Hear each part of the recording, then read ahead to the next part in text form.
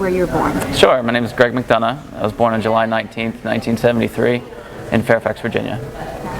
I took over a company through bankruptcy. It's called EEI Communications. We're in the publishing services industry.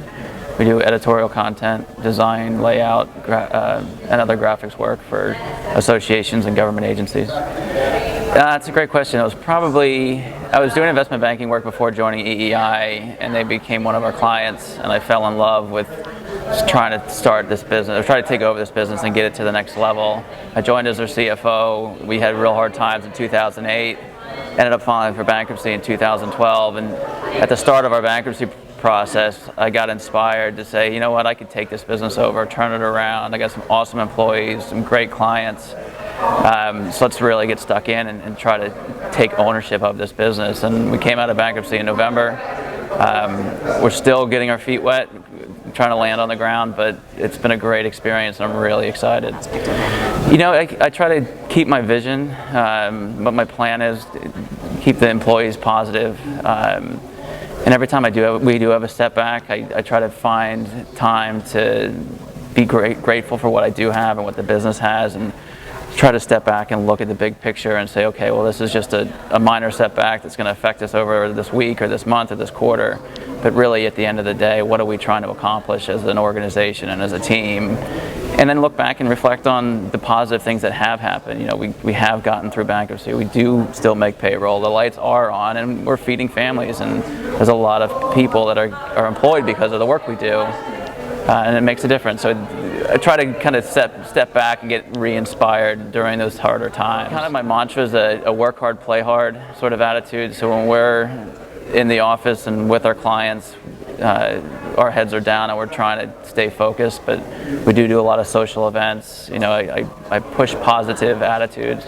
I believe good things happen to good people, and so I try to continue that mantra, I guess, but I don't have a four-word saying yet. Maybe I should maybe by the end of the conference I'll have one, but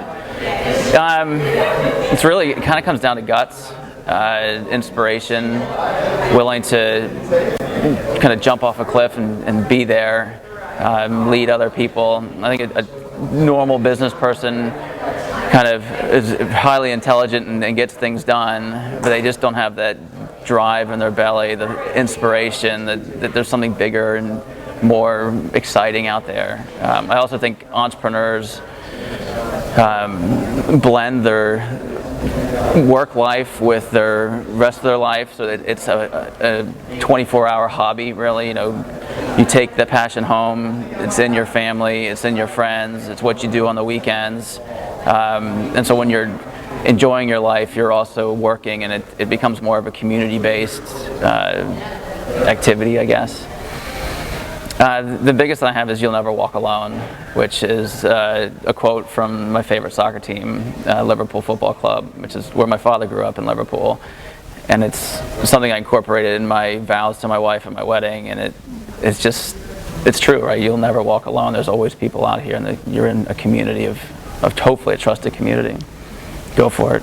Just go for it. If you think you want to do it, just do it and get started. And, you know, if you're sitting at that desk job at some big company, and you want to be an entrepreneur and you want to get out there and take some risks, just do it. At 20 years old, I'd probably tell myself to get serious earlier. When I was in 20, it was the early years of college. I wasn't a very good student. I was taking classes that I wasn't passionate about, and so my grades were poor. And I was getting to graduation, and then finally took a finance class and fell in love with finance, and then went back for another degree and got my master's in finance. So my conversation to myself would have been, find something that you're passionate about, because you're going to do really, really well, and stop sort of screwing around with just trying to check the box sort of items.